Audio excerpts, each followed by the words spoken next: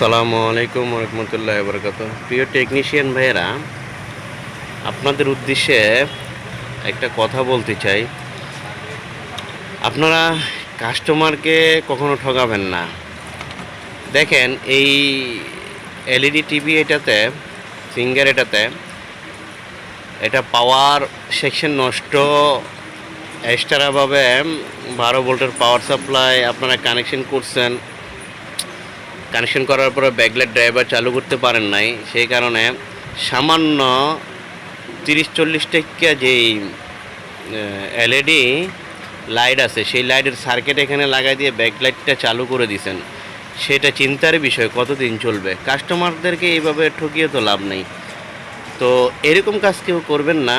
আশা করি প্রত্যেকটা টেকনিশিয়ান ভাইয়ের কাছে অনুরোধ, প্রয়োজনে কাস্টমারকে বলে কিছু টাকা বাড়তি নেবেন, কাজটা পারফেক্ট এবং সুন্দর করার চেষ্টা করবেন, যেটা কাস্টমার চালায়া জিনিসটা শান্তি পাবে। শান্তি পেলে আপনার থেকে দ্বিতীয়বার অন্য অন্য কাজগুলো নিয়ে আসবে। প্রথমবার যদি আপনি এই ধরনের কাজগুলো আপনারা করেন, কাস্টমার দ্বিতীয়বার সম্ভবত আপনাদের কাছে আসবে না।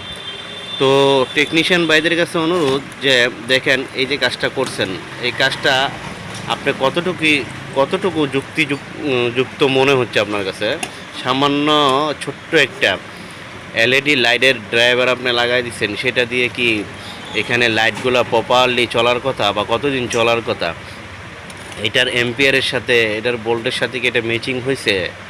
হ্যাঁ, এই প্রশ্নটা আপনাদের কাছে, কিন্তু এটা আসলে করাটা উচিত হয় নাই। যেহেতু আমি যতটুকু জানি উচিত হয় নাই। প্রয়োজন বোধে কাস্টমারের থেকে কিছু টাকা বাড়তি নিয়ে একটু ভালো করে ভালো ইনভার্টার বোর্ড ভালোটা লাগাই দিবেন, একটু ভালো পাওয়ার সাপ্লাই লাগাই দিবেন, বা এটাকে অরিজিনালি রিপেয়ারিং করা যায় কি না সেটা দেখবেন। এইভাবে কাজগুলো করার চেষ্টা করবেন। তো বিশেষ করে টেকনিশিয়ান ভাইদের কাছে এইটাই অনুরোধ, কারো কাজ কখনো খারাপ করার চেষ্টা করবেন না। তো আল্লাহ হাফেজ, আসসালামু আলাইকুম রহমতুল্লাহি ওয়া বারাকাতুহু।